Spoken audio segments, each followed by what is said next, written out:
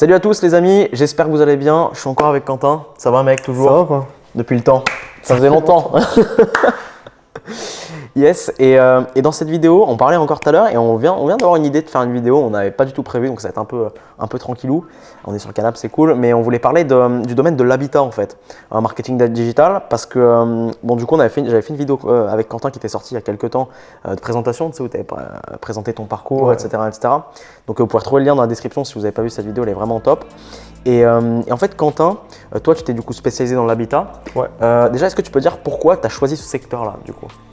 Déjà parce que c'était un secteur que je connaissais à la base, donc je savais quel vocabulaire ils utilisent, quels sont leurs besoins. C'est important de choisir une niche dans laquelle on est à l'aise. Voilà, j'ai pas de problème à rencontrer les dirigeants de ces boîtes-là, je suis plutôt à l'aise avec eux. Ouais. Je connais leurs problématiques et leur langage en fait. C'est parler le même langage en fait. Ouais. Surtout pour ça que j'ai choisi cette niche-là en fait. Donc toi tu connaissais. Yes. Et en fait Mais au-delà de ça, c'est une niche qui est super intéressante, même pour ceux qui connaissent on pas. va en parler, ouais. Même pour ceux qui connaissent pas, c'est une niche où il y a de l'argent à faire Ouais, et où on apporte vraiment de la valeur et on a on a vraiment quelque chose à apporter pour ces boîtes-là. Non mais ça c'est super intéressant. Et en fait quand tu lances ton agence, c'est vrai que encore une fois c'est pareil, tu as deux écoles, tu as les agences qui vont en fait finalement s'adresser à tout type de secteur, qui vont vraiment se considérer comme agence marketing digital et puis aider n'importe quelle entreprise. Et tu as des positionnements un petit peu comme toi Quentin, il y a plein de personnes qui ont ce positionnement, tu as Luc, tu as Ludo, tu as Thomas, tu en as plein qui vont plutôt travailler sur ce qu'on appelle des niches. C'est vraiment se spécialiser sur un secteur. Et donc on va parler de l'habitat, on va rentrer dans le détail, mais déjà une question aussi que je voulais te poser, c'est pourquoi tu as choisi de te mettre vraiment sur une niche spécifique et pas adresser toutes les entreprises et aller aider des salles de sport, aller aider des mecs dans l'habitat, aller aider des personnes peut-être dans l'automobile, des écoles, etc. Pourquoi tu as choisi vraiment de focaliser sur un secteur? Parce qu'en fait quand on va choisir une niche, on va déjà avoir des clients dans cette niche et on va créer des stratégies et du coup on va s'améliorer dans cette niche. Et en fait, on va devenir en fait un expert en fait de cette niche-là. On va devenir un expert de cette niche et on va se faire un nom. On va se faire un petit nom même au niveau local, rien qu'au niveau local. Et en fait, voilà, rien que je prends l'exemple avec mes clients, aujourd'hui j'ai beaucoup de recommandations.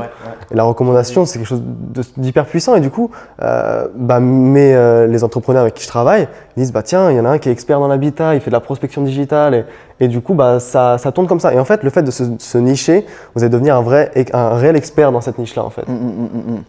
L'expertise et la recommandation. Expertise, recommandation, se faire un petit nom quoi. Ouais. Recommandation, et ça c'est quelque chose qui est hyper intéressant parce que c'est vrai que si tu es reconnu dans l'habitat, c'est vrai que ça reste quand même un petit monde on peut dire. Ouais. Surtout que toi tu es en local, toutes les entreprises se connaissent et tout, et donc c'est vrai qu'aujourd'hui tu m'as dit que tu avais de plus en plus de recommandations et c'est aussi un des effets, c'est vrai, de ça. Ouais. Ok, on va rentrer du coup sur l'habitat. Donc tu m'as dit que toi tu connaissais un petit peu l'habitat, etc.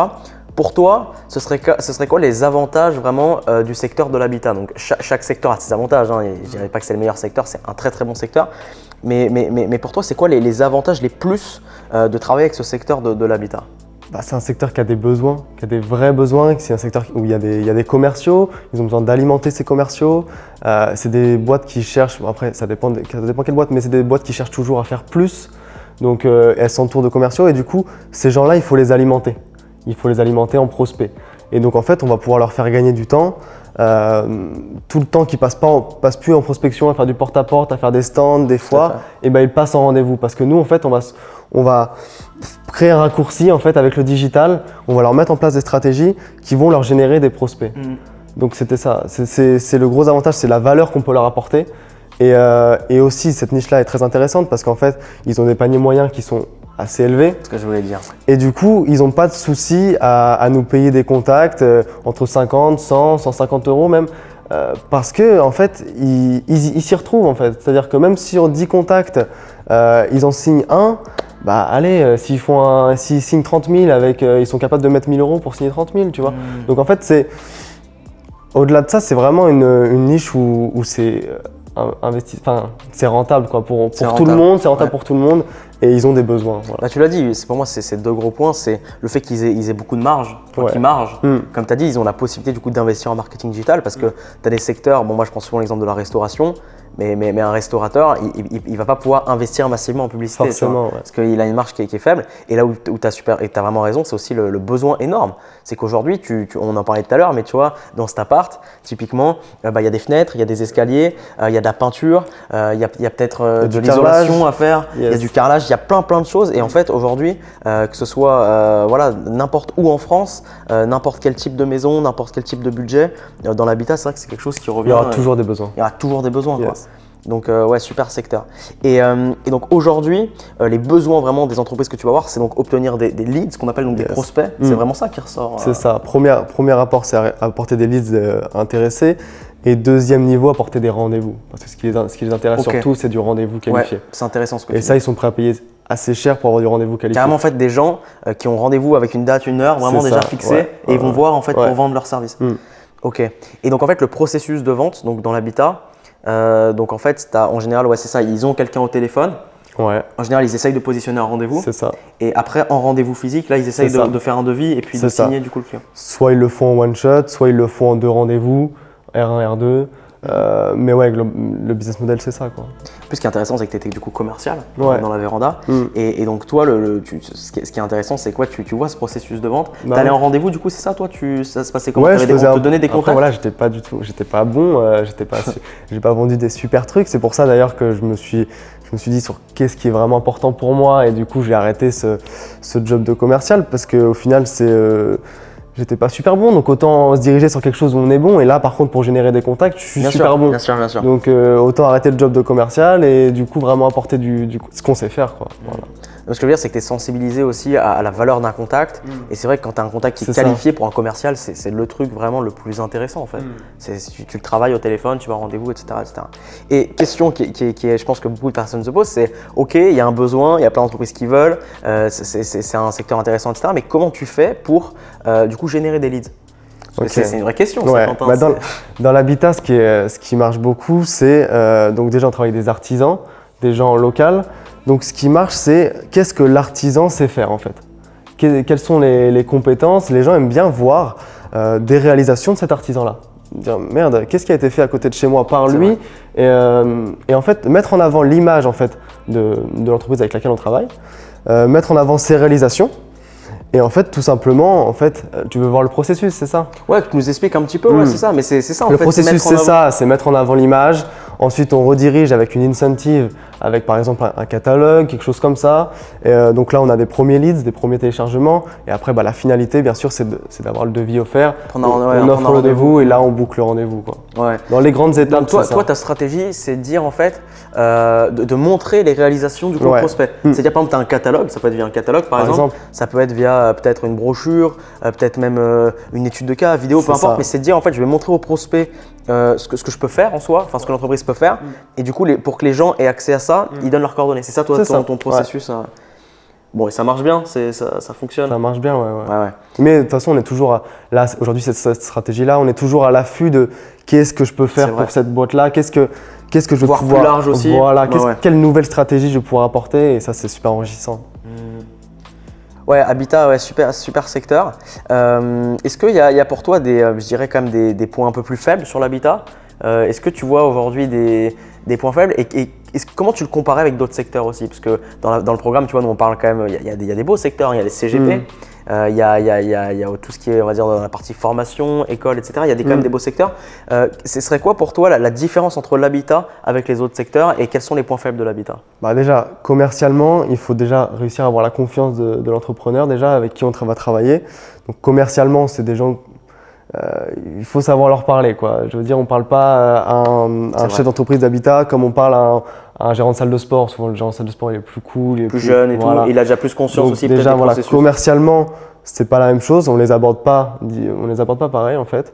Et puis après, deuxième point qui serait peut-être un petit peu faible, c'est la capacité d'absorption en fait. Il faut s'assurer qu'on travaille avec des boîtes qui sont capables d'absorber nos leads. Par exemple, typiquement, ça va être peut-être un peu compliqué de travailler avec un artisan qui est tout seul et qui vend, qui pose, qui fait tout dans sa boîte, qui fait la compta. Son temps, il est limité aussi. Donc, on va pouvoir lui apporter du contact, bien sûr, mais on ne va pas pouvoir lui apporter autant qu'on pourrait réellement lui apporter. Du coup, c'est important de travailler avec des boîtes qui ont une vraie capacité d'absorption et donc des commerciaux derrière pour enchaîner. La capacité d'absorption, super intéressant.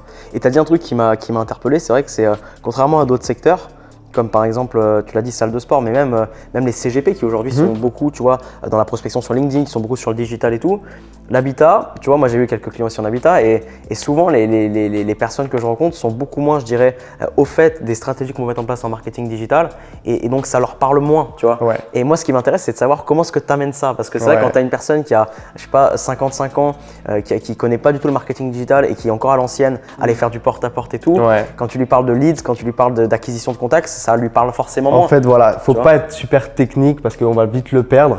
Faut utiliser des mots simples. Et voilà, en fait, faut lui dire concrètement ce qu'on va lui apporter. Maintenant, rentrer dans le détail de qu'est-ce qu'on va faire, nos pubs, nos Facebook, nos landing pages. Voilà, on rentre pas forcément dans le détail. On explique le processus. On explique qu'il va y avoir des téléchargements. On explique qu'il va y avoir des devis offerts. Tout ça, on explique le processus, mais on utilise des mots simples en fait. Et on lui explique la finalité surtout c'est avoir des prospects. En fait, tu lui vends du résultat. C'est ça. Tu lui dis, je vais t'apporter des contacts qui vont te permettre de faire du chiffre d'affaires. Yes, et on parle son langage quoi. Ouais, en fait c'est ça, tu te mets à sa place. Ouais. Donc ça c'est un super tips parce qu'il y a beaucoup de personnes qui essayent de vendre la solution, tu sais. Tu vois un mec qui dit ouais je vais te faire une super campagne Facebook, je vais te mettre en place une landing page avec des trucs, des connecteurs et tout. Du retargeting, mais c'est chinois pour eux. Même. Et c'est vrai que surtout avec des domaines, enfin surtout que sur des secteurs comme celui-ci, des gens qui sont souvent à l'ancienne et tout, c'est vrai que c'est super important. Et niveau résultat du coup, alors non pas pour toi parce qu'on a fait une vidéo, je sais que bon, tu commences à bien tourner, c'est cool, tu commences à faire du chiffre, mais d'un point de vue client, comment ça se passe du coup? Parce que bon, ils sont quand même, on a dit un petit peu friands, etc. Quels sont les retours de tes prestations? Quels sont les retours des contacts que tu leur apportes? Ils sont ravis. Ils sont ravis. Ils sont ravis. Et puis, la recommandation, quoi. Ils se disent mais on n'y avait pas pensé. Et puis ils sont contents parce qu'ils ont des prospects. Ils se disent au début ils sont un peu frileux. Ils se disent ça va pas être qualifié. Tu vas nous apporter des gens. Testez, essayez. Venez, on en fait 25, on en fait 50. Ouais. Et en fait ils se rendent compte qu'ils peuvent prendre du rendez-vous avec mes prospects. Ils se rendent compte qu'ils vendent avec mes prospects. Et du coup, donc ça leur enlève leur croyance limitante de se dire ça marche pas et tout. De fou. Et du coup, ils ont du résultat. Ils se disent mais merde, si on investit 1 000 € dans Quentin Lebrun, on peut faire 50 000 € de chiffre d'affaires. Alors que si on les met par exemple, je sais pas, dans des mecs, même peut-être des commerciaux en porte-à-porte, le ROI n'est pas le même. Ils sont quand même, faut pas cracher dessus. Ils sont super puissants les commerciaux. Mais voilà, c'est un levier publicitaire et c'est quelque chose. Enfin voilà. C'est vrai. Donc les résultats sont là. Et tu as dit un truc aussi super intéressant, c'est la période de test. Parce que tu as dit qu'en général, toi, tu es vraiment en mode, on va tester pour voir quoi. Quand une personne te dit ça marche pas, c'est pas possible, tout, tu dis on va faire un test. Comment ça se passe cette période de test en général pour toi? Tu pars sur un nombre de leads assez faible et puis petit à petit t'augmentes? Comment tu fonctionnes à ce niveau-là? Une dizaine ou une vingtaine de contacts. Et puis en fait, on les fait tester, regardez, appelez-les, regardez que c'est des gens réels, c'est des gens qui ont des vrais projets. Ça les rassure en fait. Et en fait, voilà, ils vont les avoir au téléphone, ils vont se dire, non, c'est pas des gens c'est des gens sur internet, ok, mais c'est des gens comme nous, c'est des gens, donc c'est des prospects, donc ils vont les appeler, ils vont se rendre compte que c'est réel, ils vont se rendre compte qu'ils peuvent faire du chiffre avec, et que du coup, allez, envoie-en, envoie. Tu vois? Ok, ouais, complètement. Et encore une dernière question. Aussi, du coup, un point qui est intéressant et important, c'est la capacité d'absorption des leads. Tu vois? Ouais. Parce qu'il y a des entreprises, c'est vrai, qui ne peuvent pas absorber un volume de contacts intéressant. Et vu qu'on est tous les deux, parce qu'on a un business model similaire, c'est on vend du contact. Donc nous, ce qu'on a besoin, c'est aussi de pouvoir envoyer du volume le plus conséquent possible à l'entreprise. Et est-ce que tu aurais un retour à faire du coup sur cette capacité, ce qu'on appelle d'absorption, sur ce secteur de l'habitat du coup? Ça, il faut voir avec le client. Il faut voir combien il a de commerciaux, combien il est capable de faire de rendez-vous par jour. Ouais. Il faut faire ce calcul-là en fait. C'est se dire, ok, vous avez 4 commerciaux.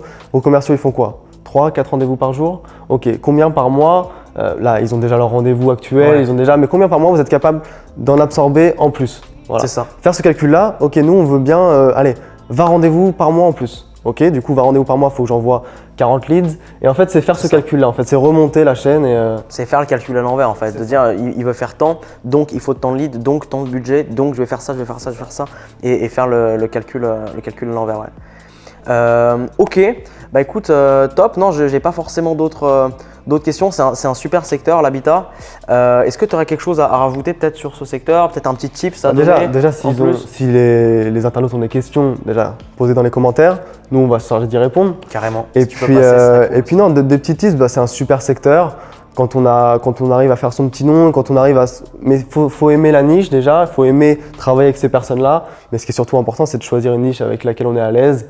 Et voilà, pas forcément se jeter dans la gueule du loup comme ça sans savoir. C'est ça, c'est une super bonne niche, ouais. mais il faut pas croire non plus qu'il y a que ça, tu vois. Voilà. Toi, ça te parle parce que tu étais commercial là-dedans, ça te parle, etc. Mais il y a des niches qui sont aussi super intéressantes et on fera des vidéos sur d'autres niches aussi sur cette chaîne. Mais ce que je veux dire, c'est que voilà, Quentin, ça te parle. Quand tu vas en clientèle, tu parles le même langage, t'as le smile, t'es content. C'est vrai que ça se ressent aussi, quoi. Donc super. Ouais. N'hésitez pas du coup à mettre en commentaire si vous avez des questions sur ce secteur. Quentin, si tu peux passer aussi sous la vidéo, ce sera cool. Ouais, Un gros pouce bleu si vous avez aimé cette vidéo. N'hésitez pas aussi à vous abonner comme d'habitude, c'est pas encore fait. Et puis on se retrouve pour une prochaine vidéo. Et Insta, bah ouais, Insta, suivez-nous. Quentin Lebrun. C'est quoi? C'est Quentin Lebrun. Quentin Lebrun, je vous mets aussi le lien de son Insta. Et si vous ne me suivez pas aussi, c'est Emmanuel.namer. Allez follow les deux comptes et puis comme ça, vous nous suivez dans nos aventures entrepreneuriales. On avance ensemble. Voilà. Merci à toi Quentin, c'était cool. À très vite. Merci à vous.